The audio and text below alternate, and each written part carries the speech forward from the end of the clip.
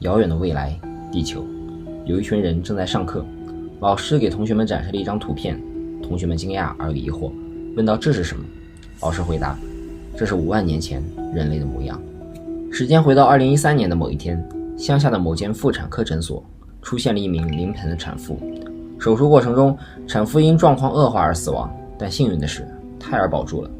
令医生们诧异的是，孩子一出生便浑身长满了长毛，被怀疑是多毛症。几天后，医院接到了一个不明机构的电话，之后孩子就被带走了。镜头一转，这名孩子正在某个实验室内，而博士正在看着一份检查报告。报告显示，这个孩子并不是人类。博士每天仔细记录着孩子的生长过程，在这个过程中，博士有2个惊人的发现：一是这名孩子的成长速度较一般人类快上数十倍；另一个更为惊人的事实则是，孩子的 DNA 也在时刻改变着。突然某一天，博士的助手找到博士，给他看了一张 X 光的照片。博士一看，说：“这是托麦人吧？你给我看这个干什么？”但助手却告诉了一个令博士震惊的事实：这不是托麦人的 X 光，而是那个孩子的。面对孩子时刻变化的骨骼、体型还有 DNA 序列，从一开始的人类到现在的古代人类，博士小心翼翼地提出一个恐怖的假设：这个孩子不是在成长，而是在进化着。但这个孩子的总体特征相比人类仍然更接近猿人。博士现在期盼的便是那孩子在进化过程中所展现的，从猿人如何进化为人类，那至今未被发现的人类进化史中的谜团——进化缺环。在3个月后的某一天，那孩子毫无征兆的以肉眼可见的超高速度大幅地改变了自己的骨骼，在短短1天之内便变形完成。博士则是亲眼目睹了那个被称之为进化缺环的奇迹。它的开始和结束是如此的突然和迅速。研究人员完善了有史以来关于人类起源的假说，因此给这个孩子取名阿尔法，意为起源。之后的时间里，那孩子的 DNA 和脑容量也在不停地变化着，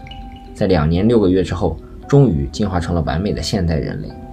这个神秘的研究看似结束了，但是说不定阿尔法的进化并未结束，它是否会向我们展示人类的未来？几个月后，正如博士所期待并害怕的，阿尔法又开始发生了变化，变成了极具攻击性的形态。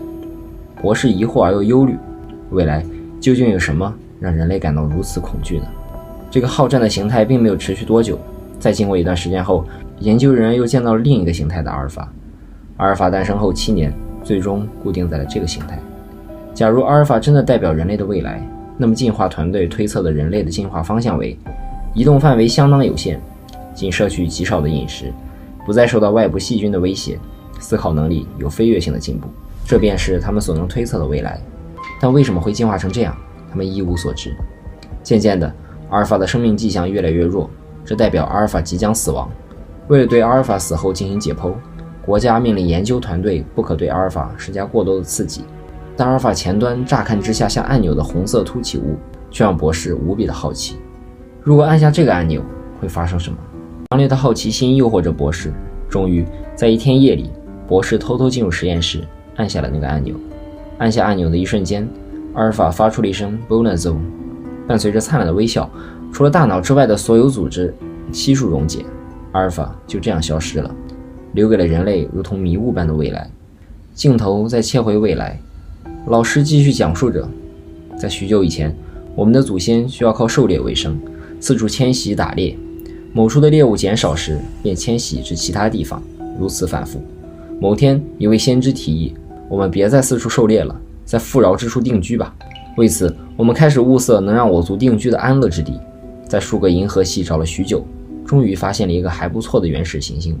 这个拥有许多资源的行星估计有50亿年以上的寿命，且气候宜人，但问题是能化为我们养分的灰白质实在是太少了。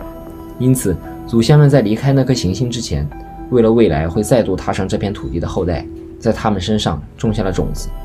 因此，他们身上产生了一些使他们的能力远高于其他物种的副作用。他们大概无法理解，在相同的环境中进行演化的物种中，只有人类比其他物种还要高等的真正原因。那之后的进化过程就跟我们所学的一样，经过抵抗与捕获的阶段，经过了提升质量的时间，为了方便携带与保存，经过无数次改良，最终所诞生出的完成品拥有均衡的营养价值与方便实用的特色，改良人类的完成品。Omega。至此，我们学完了人类的进化与改良的过程。上午的课就先上到这里，大家好好享用吧。进化与改良的差异相当明显，但是那个作为进化与改良对象的生命体，是否能区分得知这两者的差异呢？